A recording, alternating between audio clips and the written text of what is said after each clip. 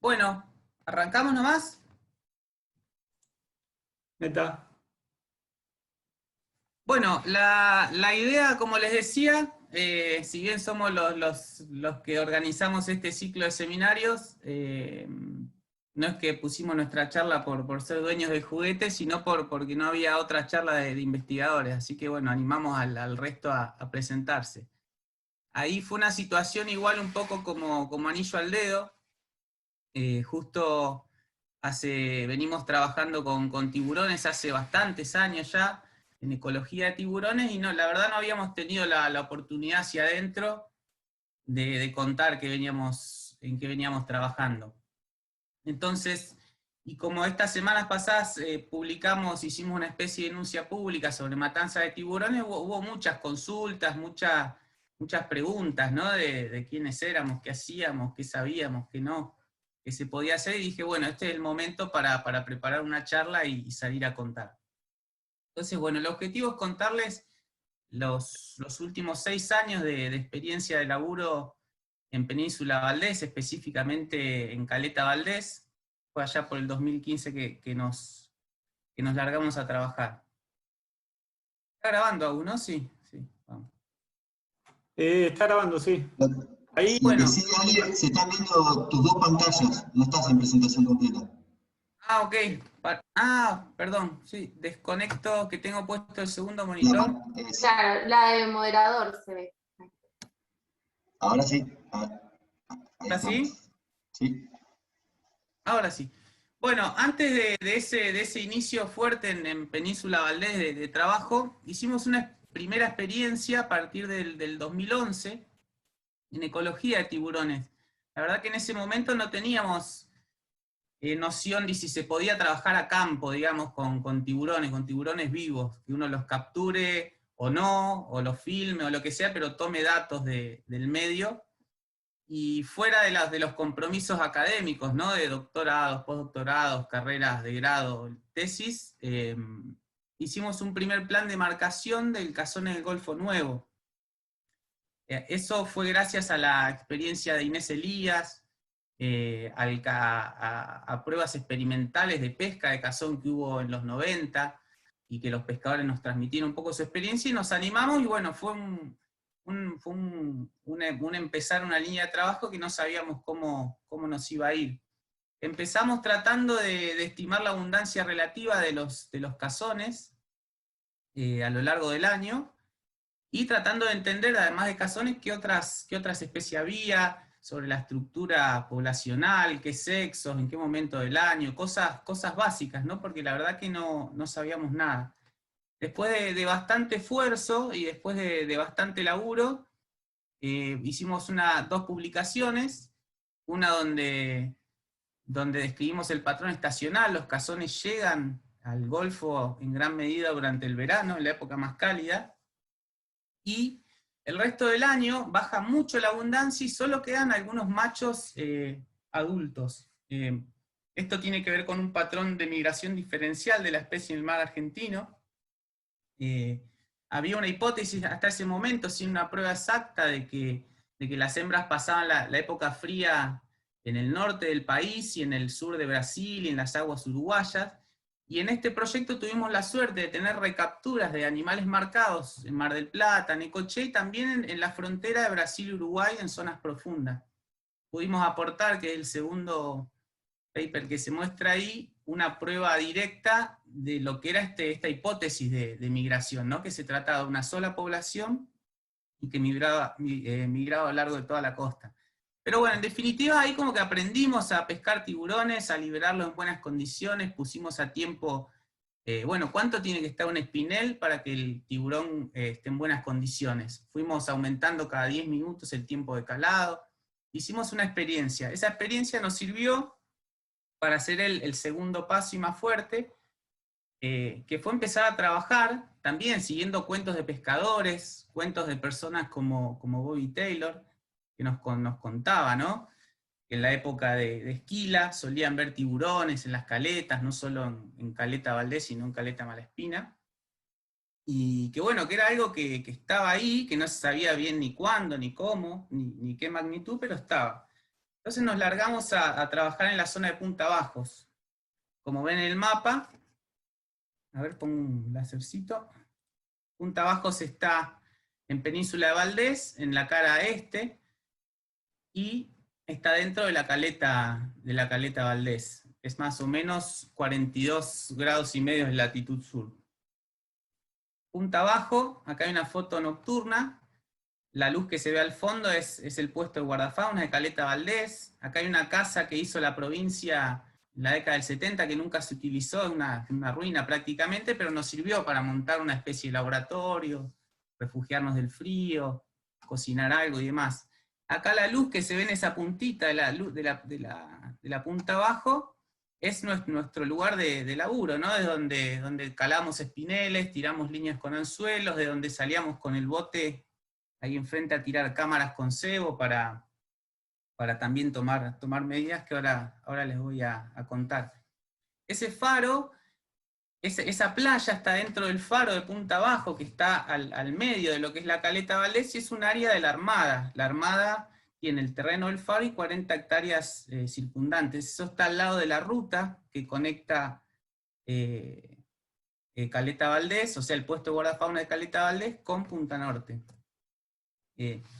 Rápidamente, si bien empezamos en mayo, una época que después vimos que es de poca abundancia, empezamos a darnos cuenta que la escena subacuática, digamos, estaba completamente dominada por el gato pardo, que es este tiburón.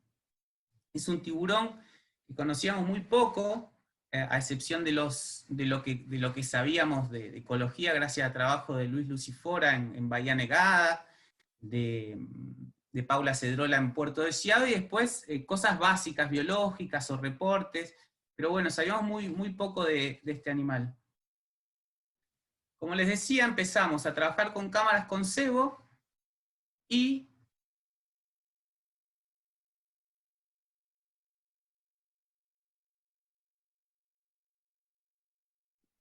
Está mudo. Perdimos, Ale, silenciaste, Ale. Se silenció.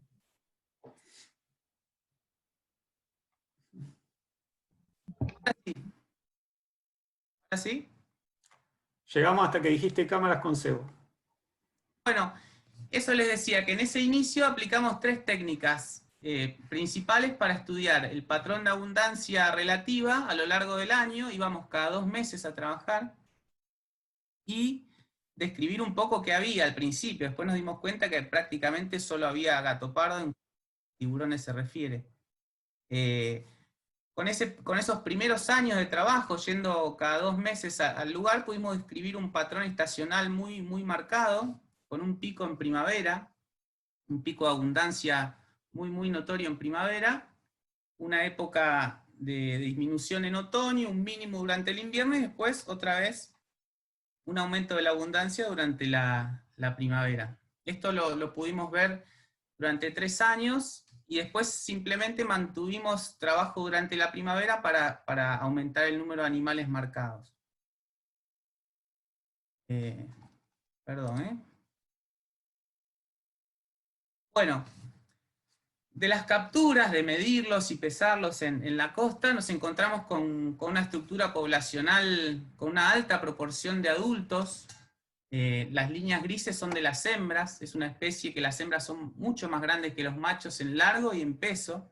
Las hembras llegan casi, tuvimos registro hasta 2,70 m y alrededor de 100 kilos, y los machos son más chiquitos. Y como les decía, encontramos una población no solo abundante durante la primavera, sino que con alta proporción de adultos. Bueno, esto se plasmó en un primer trabajo, donde describimos todo este escenario, todo este lugar de lo que interpretamos nosotros un lugar de agregación, un lugar donde se junta esta especie en un momento del año.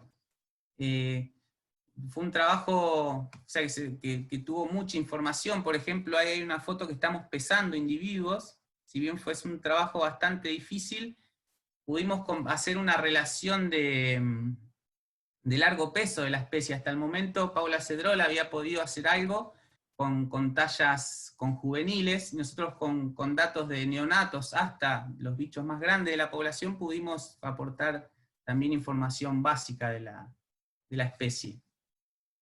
A medida que pasaba todo esto, la oportunidad que teníamos de tener los animales en nuestras manos o filmarlos, nos empezaron a dar pautas de cosas que pasaban. Por ejemplo, acá no sé si ven, esta es una imagen subacuática de las cámaras que les contaba, que usamos para describir la comunidad de peces y su abundancia.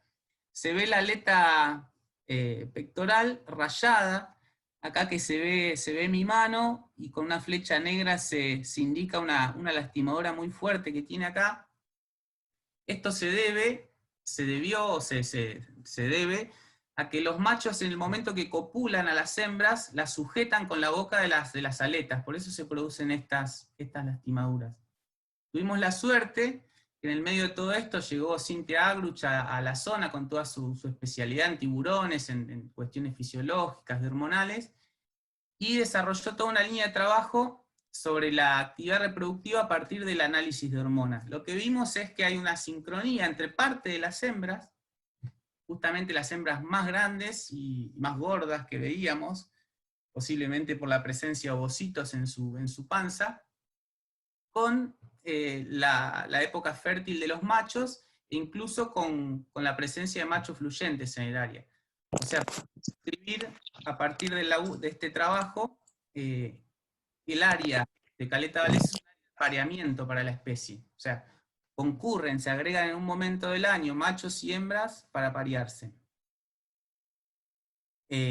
También a este trabajo, y gracias a la posibilidad de montar una especie de laboratorio en esas casitas, en esa casita tipo ruina que les decía, tuvimos la posibilidad de que se sume Cruz Sueiro al trabajo, y pudo estudiar los patrones inmunológicos estacionales y patrones de salud de la especie en el área. Acá, si está Manu por ahí, se prepare que ella... Me dieron un minuto. Un La minuto y medio. ecología. Bueno, ahí entramos con David a estudiar la ecología trófica del tiburón, aprovechando estos eventos. No nos explicaste, yo pensé que ibas a explicar. Por ahí durante el manipuleo en la costa, espontáneamente los tiburones vertían, regurgitaban su contenido estomacal. Entonces, al principio así, después directamente con lavajes de estómagos de una técnica que se trajo Agus de Australia, estudiamos el contenido estomacal y usamos, también aprovechamos las muestras de sangre que había estado sacando Cintia para hacer análisis de isótopos estables. Y vimos en el contenido estomacal que la mayoría... ¿Qué me punteaste? ¿Esos son mis gráficos? No, hice lío. Perdón. No, no pasa nada. Bueno, que el elefante tenía una presencia súper predominante en las regurgitaciones.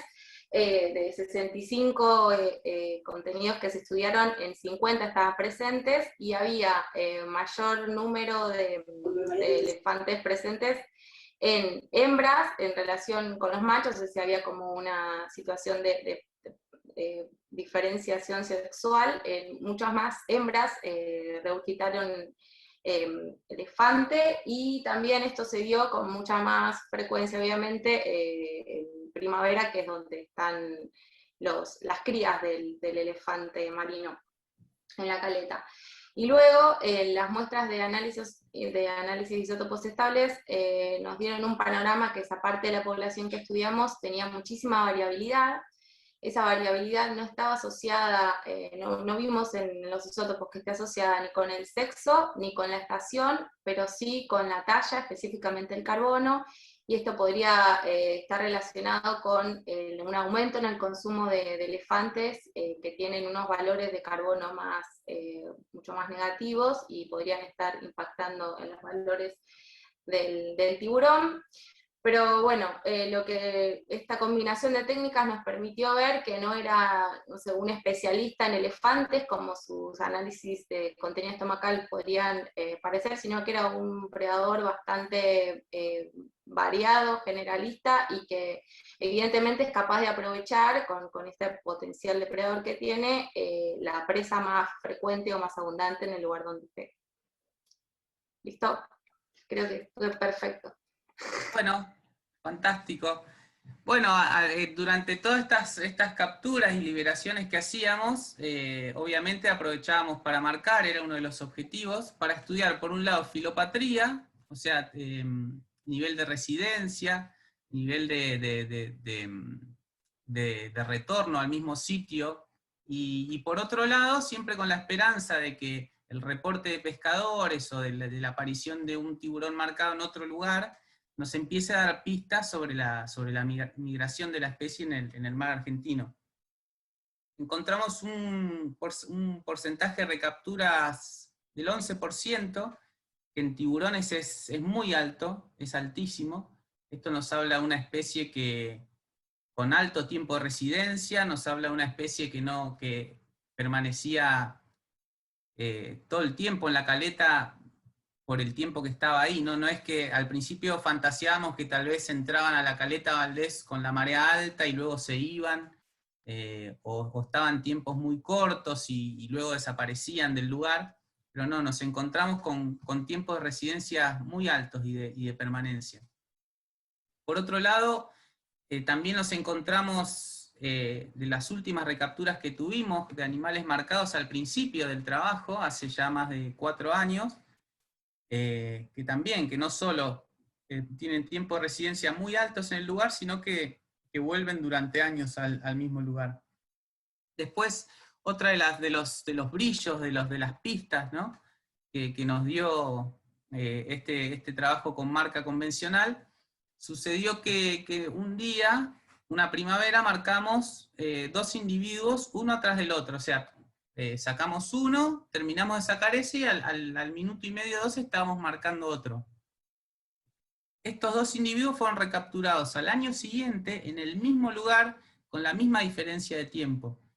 Eso nos habla o nos dio pista de algo que suponíamos, ¿no? Que existen grupos cohesivos, grupos que se mantienen y que migran juntos. Si bien esto no se puede afirmar por lo que les conté de marcar y recapturar después de un año con diferencia de minutos 2 animales, son pistas muy fuertes, o por lo menos para nosotros, por cómo vemos que se dan los pulsos de pique, cómo son los grupos que se pescan por vez y demás. Y después, si bien no tuvimos muchas recapturas fuera de la zona de estudio, tuvimos 2 recapturas en el Golfo Nuevo durante el verano. Esto es posterior al marcado de primavera. Evidentemente, estos animales abandonan la caleta Valdés y empiezan a migrar hacia el sur. Y recientemente tuvimos la recaptura de un macho, también marcado en primavera, recapturado sobre el fin del verano en la zona de Comodoro Rivadavia. O sea, es otra prueba de que los animales, luego de estar durante la primavera en Caleta Valdés, siguen su viaje hacia el sur. Antes de cerrar lo de Caleta Valdés, vamos a empezar a contar una serie de trabajos complementarios, ¿no? Que fueron sucediendo al mismo tiempo. Uno fue que replicamos todo este estudio que les estoy contando de manera tal vez más sencilla y más rápida en Caleta Malaspina. Eso queda en el Golfo San Jorge, más al sur de donde estamos acá en Puerto Madryn, en una caleta de condiciones similares a la de Caleta Valdés, que también teníamos cuentos de que algo pasaba con los tiburones en ese lugar. De hecho, había un paper de Poppy y Borboroglu, de que había un registro de una matanza de gatopardos por parte de un grupo de orcas, ¿no? Como que en el fondo de la caleta Malaspina había ocurrido eso. Entonces fuimos allá y encontramos algo muy parecido a todo lo que les estoy contando. Agregación de gatopardos, pero en este caso la agregación de gatopardos se da en el verano, en la época más cálida, y está asociado al momento en que se forman en la boca de la caleta Malaspina colonias reproductivas de lobos marinos, ¿no? Y se da lo mismo, durante las regurgitaciones que tienen los tiburones, empezaron a vomitar pedazos de lobo marino en esta situación. Y el aporte, o lo que pudimos hacer dada la configuración del lugar, es darnos cuenta que los tiburones no usaban toda la caleta de forma igual, sino que se agregaban y residían en el fondo de la caleta. En la parte exterior casi no tuvimos registros, en la parte media pocos registros, y evidentemente los grupos de tiburones estaban en los canales del fondo de la caleta. Al mismo tiempo que estábamos conociendo, digamos, a esta especie, a la vez mirando cómo era el sistema, pudimos publicar un trabajo que habla de la depredación, ¿no?, de las especies de grandes tiburones en todo el mar argentino. Al mismo tiempo, sino un año antes, Barbini y colaboradores llegaron con otras técnicas totalmente distintas a un resultado similar. O sea, nos empezamos a dar cuenta que estábamos trabajando con una especie, o sea, con animales en un estado crítico. En nuestro trabajo, y creo que en el de Barbini y Luis también, la reducción del gato pardo, por ejemplo, en las últimas décadas rondaba alrededor de un 80% de la población. Esto ya estamos hablando a escala regional, o sea, toda la población del Atlántico Sur. Por primera vez nos dimos el lujo de hacer un proyecto académico, ya en ecología de tiburones, gracias a la incorporación de Agustín, que espero esté por ahí y siga contando porque es el que sabe esto. Dale, acá estoy. ¿Estamos bien de tiempo? Sí. Sí, estamos bien, Agus. Bueno, yo les cuento brevemente, son 4 diapositivas nomás, de algunas cosas que son parte de mi doctorado, algunas ya cerradas y otras que todavía se están haciendo. En primer lugar, esto que es una propuesta de estudiar el patrón migratorio del gato pardo en nuestra región, en el Atlántico Sudoccidental, un poco para unir, ¿no?, estos estudios localizados, tanto nuestros como de colegas en la costa argentina y uruguaya, y poder estudiar algún posible movimiento a gran escala, digamos, de la especie. Y bueno, utilizamos modelos de distribución de especies, recopilamos un montón de datos de las fuentes más diversas de ocurrencias del gato pardo, y brevemente lo que vimos, bueno, no les puedo marcar, pero en el gráfico de la izquierda, el de febrero-marzo, lo que vimos, primero vimos 2 grandes movimientos entre lo que sería aguas patagónicas y aguas del Río de la Plata, y la mayor expresión de ese movimiento la vimos en febrero-marzo, hacia el sur en aguas bien costeras, y en cambio en junio-julio vimos que por lo menos parte de la población se estaría moviendo hacia el norte, hacia aguas del Río de la Plata, y se estaría agregando ahí, lo cual lo vinculamos con un posible proceso de aparición de la especie. Vamos a la siguiente. Eso está vinculado a esto. Otra cosa que hicimos que es como el reporte de neonatos quizá más completo que hay para la especie en la región, principalmente de datos de redes sociales, y vimos que los neonatos, bien chiquitos, estaban o tenían un patrón espaciotemporal ubicado en la provincia de Buenos Aires y costa uruguaya únicamente, y que comenzaban a aparecer en el mes de septiembre hasta el mes de mayo.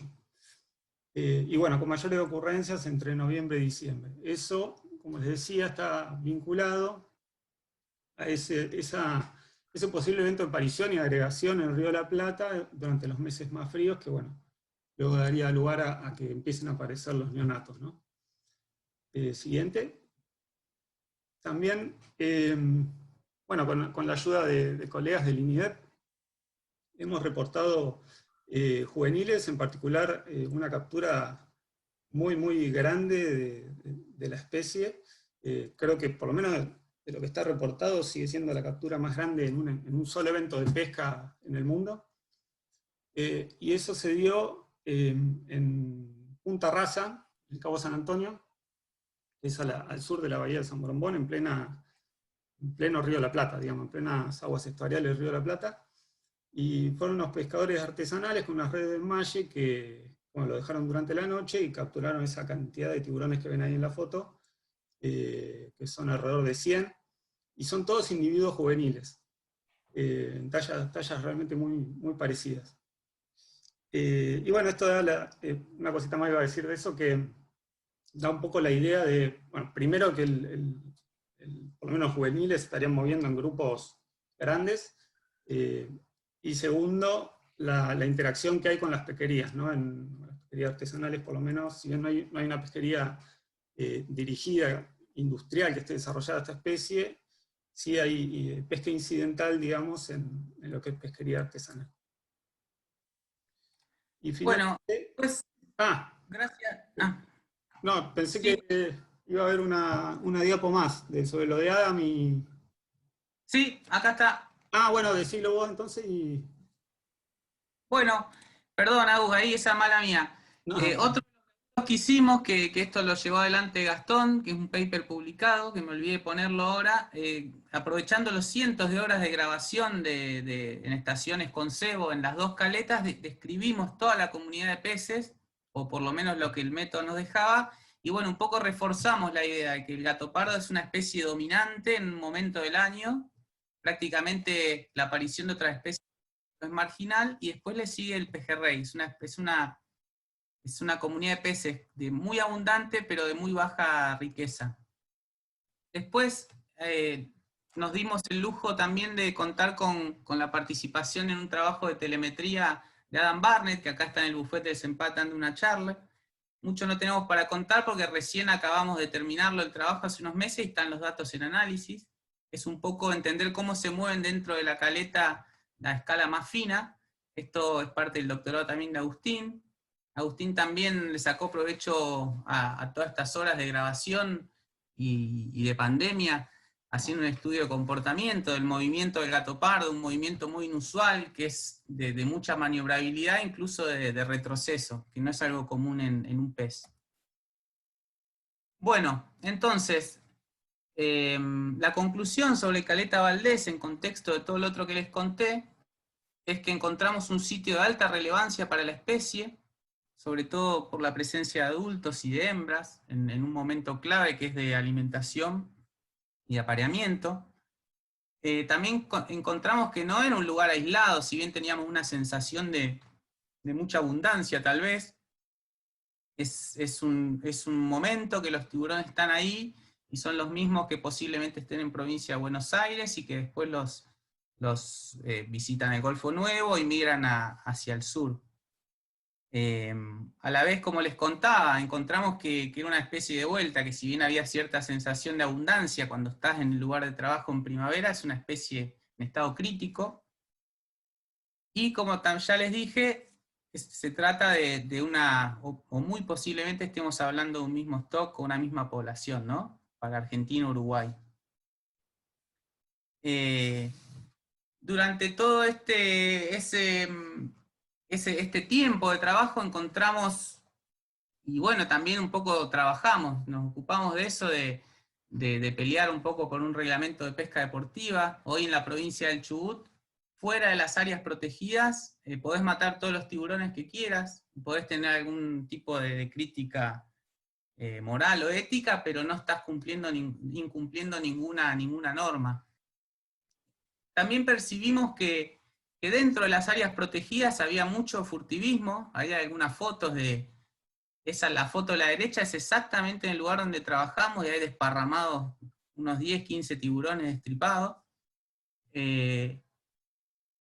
Una falta de control por un lado, pero también en general, en todo el mundo, como una percepción mucho más débil de los tiburones como valor de conservación. Como si por el hecho que fueran peces y se pescaran con anzuelo y estuvieran en el agua, no merecieran tanta atención, digamos. Hoy, si uno lastima un lobo marino, un delfín, es un desubicado, digamos, está prácticamente preso o condenado muy fuerte socialmente. Y no pasa lo mismo con los tiburones. Y también veíamos, ¿no?, que la denuncia por ahí podía ayudar a que hay una fracción de pescadores que son muy conservacionistas, digamos, entienden muy bien que hay que liberar tiburones, fracción que está del otro lado, opuestamente, pero también hay una parte que tal vez con información, con la denuncia, podía llegar a reaccionar positivamente. Bueno, la denuncia fue tremendo, ahí le pueden contar los chicos, me la pasé una semana hablando por radio, por tele, sea, tuvo mucha repercusión por todos lados, o sea que en alguna medida sirvió. Y bueno, después la parte mala es que, que a raíz de la denuncia tuvimos, digamos, de la gente que es dueña, digamos, propietaria de las zonas alrededor de la caleta, tuvimos una especie de apretes de que no querían que aparezcamos más por esos lugares para trabajar, y sentimos, digamos, que desde el gobierno provincial no hay un apoyo, sino más bien todo lo contrario. Así que usamos, digamos, esta charla, esta comunicación, digamos, para contar que por lo menos hasta ahora, o hasta que las condiciones cambien, digamos, estos proyectos están detenidos, digamos, no siguen.